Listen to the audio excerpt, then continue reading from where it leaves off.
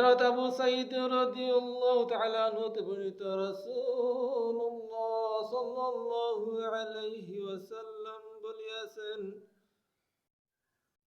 এমন একটি যুগ অতি নিকটবর্তী যখন মানুষের সর্বোত্তম সম্পদ হবে বকরি, যা নিয়ে সে পর্বত শৃঙ্গে ও বাড়ি পাতের স্থানসমূহে আশ্রয় গ্রহণ করবে, অর্থাৎ ফিতনা হতে বাঁচার জন্য সে স্বীয় দিন নিয়ে পালন করবে। সহিহ বুখারীতে হাদিসটি বর্ণিত হয়েছে। এই হাদিসের টিকায় বলা হয়েছে, একথা এমন যুগ ও পরিস্থিতি সম্পর্কে বলা হয়েছে যখন কোনো ক্রমেই নিজের দিনকে রক্ষা করে চলা সম্ভব না হয়, অন্যথায় লোক সমাজে থেকে আল্লাহর হুকুম পালন করা এবং অন্যান্যকে আল্লাহর পথে আনার চেষ্টা করাই উত্তম। হযরত উসামা ইবনে যায়েদ রাদিয়াল্লাহু তাআলা আনহু বলেন, একবার রাসূলুল্লাহ সাল্লাল্লাহু আলাইহি ওয়াসাল্লাম মদিনার একটি গৃহের উপর আরোহণ করে লোকদেরকে বললেন, আমি যা কিছু দেখছি তোমরাও কি তা দেখছ? তারা বললেন, জি না।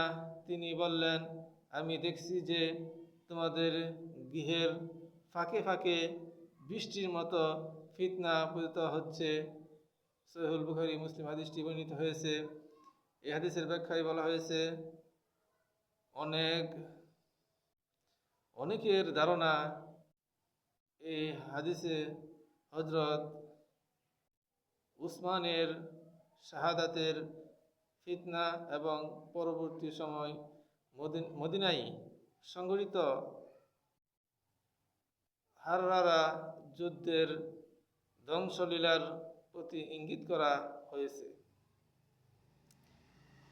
হযরত আবু হুরায়রা রাদিয়াল্লাহু তাআলা আনহু বলেন, রাসূলুল্লাহ সাল্লাল্লাহু আলাইহি ওয়াসাল্লাম বলেছেন, কুরাইশদের কিছু যুবকের হাতেই আমার উম্মতের ধ্বংস নিহিত। বুখারী। এই হাদিসটুকু মিশকাতুল মাসাবি এর হাদিস নাম হচ্ছে 5153, 5154 এবং 5155 নং হাদিসের অনুবাদ বললাম।